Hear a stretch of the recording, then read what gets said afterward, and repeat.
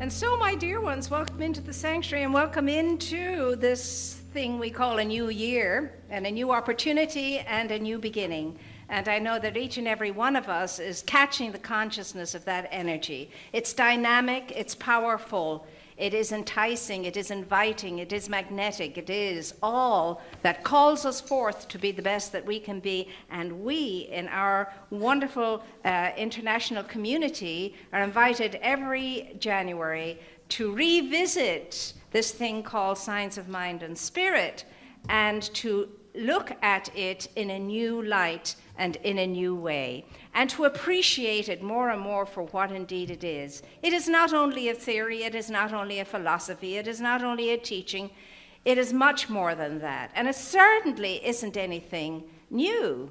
And as I was saying this morning, once upon a time, the clouds didn't open up and spirit didn't land upon Ernest Holmes' lap, this wonderful new thing, this never known before idea of how life could be and what life is. Not at all. His genius, as we know by now, was in the fact that he was an amazing scholar. He had the gift of being able to be a real solid student, and he loved to study, and he did. And he studied the psychologies, he studied the philosophies, he studied the religions, he studied the sciences, and he was able to glean from all of that the common golden mean, the golden thread, the commonality in it all. And then he took it all and brought it all under one umbrella called the Science of Mind and Spirit. Nothing new, very ancient wisdom.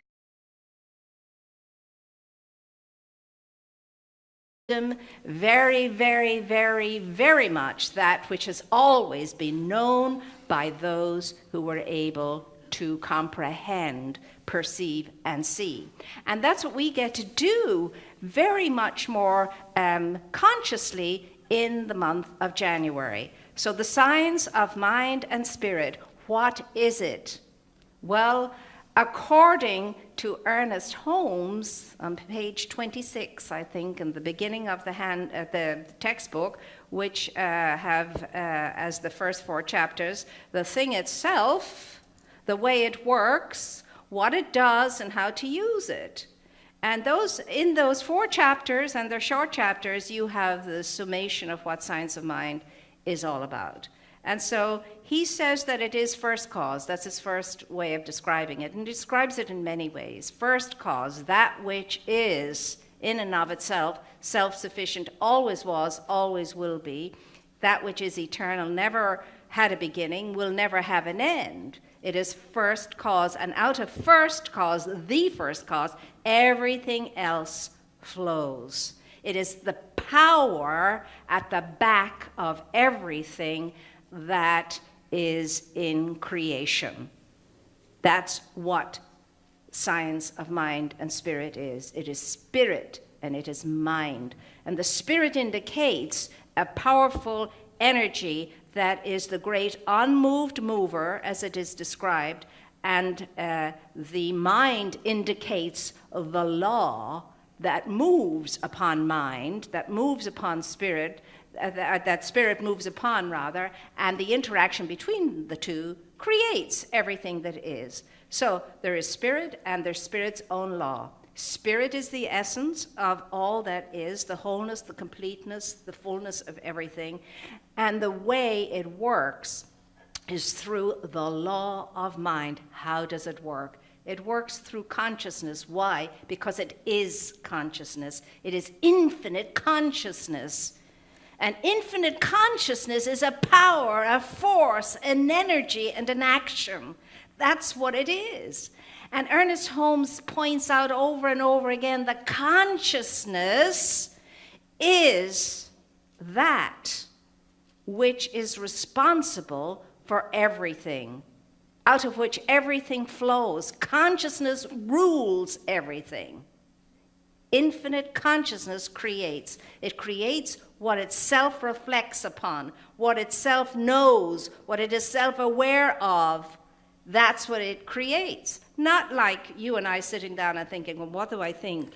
Oh, yeah, I think maybe that, maybe this. Maybe I want this, maybe I want that. Yes, I want that, and that's what I want. No.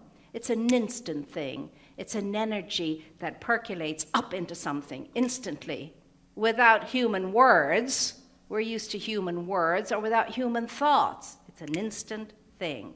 That's why it's called a mystery, and we're okay with mysteries, because you and I are part of that great, amazing, infinite mystery that will be forever unfolding. It's like you and I are going to constantly be in a maze, but this maze is a maze with a difference. It's a beautiful maze, and it has all kinds of wonderful surprises along the way. And we're going to be uncovering all kinds of beautiful, wonderful things as we move through the maze. And we will enjoy it. We will love it. We will say, isn't this great? I hope it's so good, I hope it never ends. And it doesn't. It doesn't. So consciousness rules.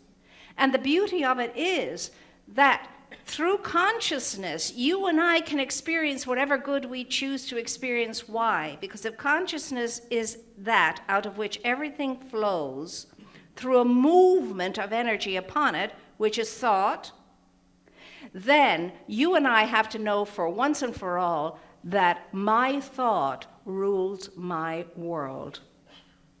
And my consciousness is affected by the way I'm thinking, by my thought. And as I think it, so it is. So science of mind is based on two very, very powerful principles. You'll find them in Scripture. One in the Old Testament that says, as a man thinks, so he is. And in the New Testament, it is done unto you as you believe. Thinking makes it so. Thinking makes it so. Thinking makes it so. What I'm thinking, what I'm feeling, what I'm focused on, what occupies my mind will have an expression, will show up in my life as a creation, because every thought is an act of creation. Every thought is an act of creation. Consciousness is the answer to everything. Now, Ernest Holmes said,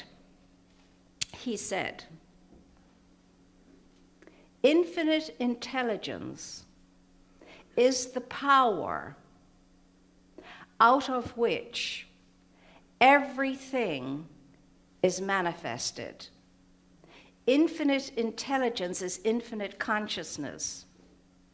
And so, the one who realizes that infinite intelligence is the power back of all of creation, and that an individual can use this consciousness deliberately and can direct its flow intentionally, has realized and discovered the greatest discovery of all time. The greatest discovery, he says, of all time is the realization that there is an intelligence, there is a power for good in the universe greater than I am, and I can consciously use it, and I can consciously direct it to any good I so desire and realize that good. He says that is the greatest discovery of all time, past, present, and to come. Nothing will gazump it. Nothing will outdo it. That is the greatest discovery of all time, that you can take the consciousness that you are, you can direct it, you can use it consciously for whatever good it is that you desire, and it shall be so. It shall be so. That's what our embracing of the principles of science of mind can do for us. And if we embrace those principles, it has been proven over and over and over and over again. If I can be vulnerable enough, if I can be humble enough to step aside away from thinking that my egoic self has to control everything and be responsible for everything, and if I can just relax, release, and let go just for that perfect moment and allow my whole heart, soul, and power and might and faith and trust be in the creative process of my life, the law of mind in action, consciousness itself. And if I can have a clear thought for some good that I desire, and if I can be so open to it, if I can know it so deeply, if I can own it so deeply, if I can say yes to it so fully, it is going to be so. It will manifest. It must. It's the law. It's the law. But I have to have the faith and trust. Ernest Holmes says, how should we approach science of mind? And his answer is, with awe, wonder, awe, but never with fear, never with anxiety, never with fear. He said we should approach it humbly, open, surrendered, ready to receive, without the egoic mind being in the way. He said approach it humbly, but never with any sense of unworthiness. Never with any sense of unworthiness. He says approach it normally, happily, joyously, willing to be open and receptive to what? He says experiment. Be willing and open to experiment. When did you last experiment anything that was worth tuppence?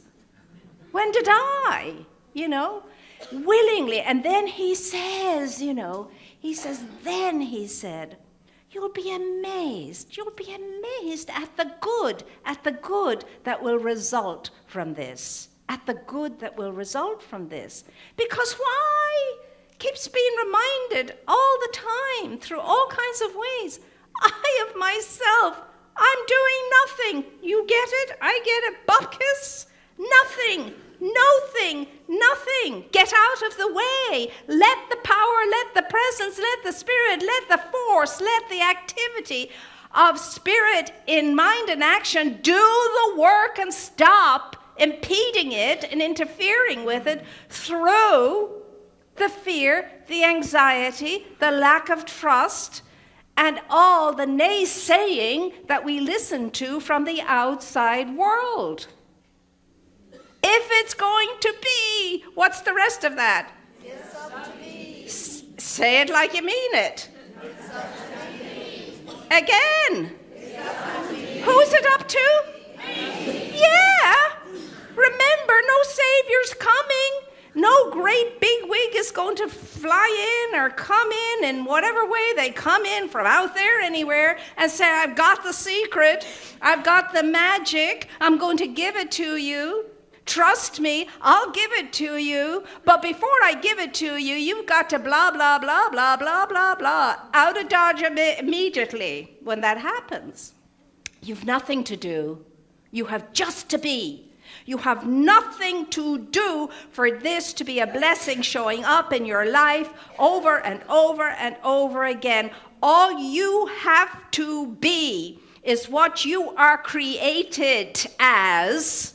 Consciousness awake, consciousness alert, consciousness present, consciousness here and now. Know who you are, that's all. Know who you are, know what you are, know of whence you came, and be in awe, he says. Approach it in awe. First word, approach it in awe. Awesomeness, wonder. That's what mystery is all about. Getting a glimpse of the awe and the wonder of something in a way you've never caught that before. Awe and wonder. Joy to the world and peace be in it. But it's only going to happen if you are the joy in the world and you are the peace in it.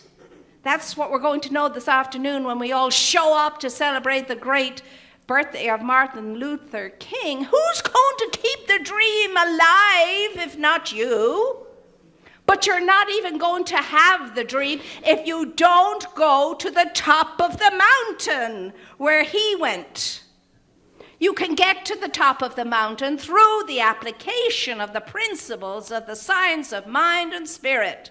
And don't forget and spirit. Spirit, mind is what you are. It's what I am. You cannot be anything else. You were made out of this stuff. He calls it invisible essence. He calls it ultimate stuff. He calls it the power at the back of all of creation. That's what he calls the thing itself. What else could you call it? There is no name for it. It cannot be named. It cannot be named by a finite mind. It cannot be described by a finite mind. But it can be felt by a spirit. By a spirit that fills the body and that uses the finite mind to unravel the great mystery of life itself. Yes, it can. It can be felt. Now, this consciousness that we're talking about will not be seen, but it will be felt.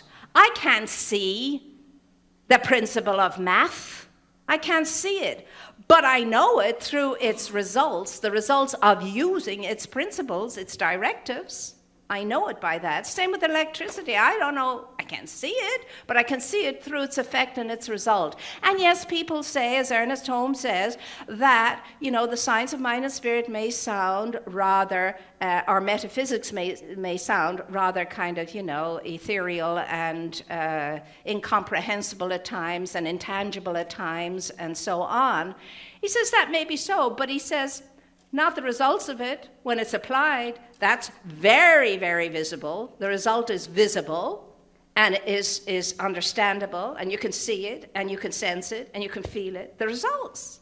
It's the results that let us know, yes, this science works. Why is it called a science? Because it has its own body of knowledge. It has its own set of tests, and those tests always bring about the very same results. You need those three things to determine anything as a science. Its own special language, its own special body of knowledge, its own way of testing it. And when you test according to the principles, you get the results over and over and over again. Science. You're amazing. And he says, be open to what? Experiment. You are a laboratory, and so am I. And our minds are we occupy the laboratory of our minds all the time. What's going on in your laboratory is the question. What's going on in my mind laboratory is the question. I hope it's good stuff that's bringing about good results, and it's not stuff that blows up and burns and injures and does all of that stuff that you can do in a laboratory. You really can. Some kids will tell you all about it in the science lab. So what is it going to be for you? Science of mind out of a textbook over and over again? Studying words and concepts and ideas? No, the study is you. Science of mind is you. And if it's not you, it's nothing. It's nothing. You are science of mind and spirit. Nobody else, nothing else. You are the science of mind and spirit. You're the science of an infinite intelligence. You are the experiment of an infinite intelligence, and you are created of its own substance, and you create the very same way it creates. How does it create? It becomes self-knowing, self-aware, self-reflective. That's how it creates. That's how you create, and that's how I create too. Very same process between the way you create and the first cause created everything. Only difference is the degree of our ability and our capability to create whatever it is we want to create. But the thing is, there has to be action under it all, because consciousness is energy, it is power, it is force, it is action, action, action. So you are the guardian of your own galaxy or galaxies or wherever you consider yourself to be. And nobody else can do that job for you. You are your own Superman or Wonder Woman. There's no Superman or Wonder Woman coming to help you from out there. You're it. So what kind of an it are you is the question today. And so we're going to fill ourselves up with the realization that we have something amazing that we have been exposed to that most of the world has not been exposed to yet. The understanding and the realization that I live and move and have my being in a consciousness that's infinite and all-powerful, omniscient, omnipotent, omniscient, and omnipresent. And I consciously get to direct it and use it according to my thinking, according to my conviction, according to my feeling, and according to my say-so. That's what you get to think about in this coming week and to be more of in this coming year, because with the principles of science of mind, I can move myself from ailment into health and wellness. I can move myself from poverty into plenty. I can move myself up out of the grip of sorrow and sadness and depression into joy and elation. I can move myself up out of any sense of lack to feeling and creating for myself that ability to be unlimited. I can transform myself any old way I think I want to be transformed. Not need to be, want to be. It has to be a want. It's not about need. It's about want. What do you want? It's not about what you need. Need doesn't move us the way wanting does. Wanting has more power to it, more teeth in it. It's hungrier, it's thirstier than a need. So what do you want for yourself, my dear ones, in this coming year? What do you want? Because whatever that is, it's what you're going to give yourself, but more than that, it's what you're going to give to the world. And what the world needs us to give to it now is every good thing we can in order to integrate it, bring it together, unite it, harmonize it, pacify it, uplift it, advance it, and turn it into the world of serenity that it was meant to be. And you have the power because you can direct infinite consciousness, and you can determine the course of that consciousness through your thinking and through your feeling and through the way you're living. And oh my God, is that not great? And so it is.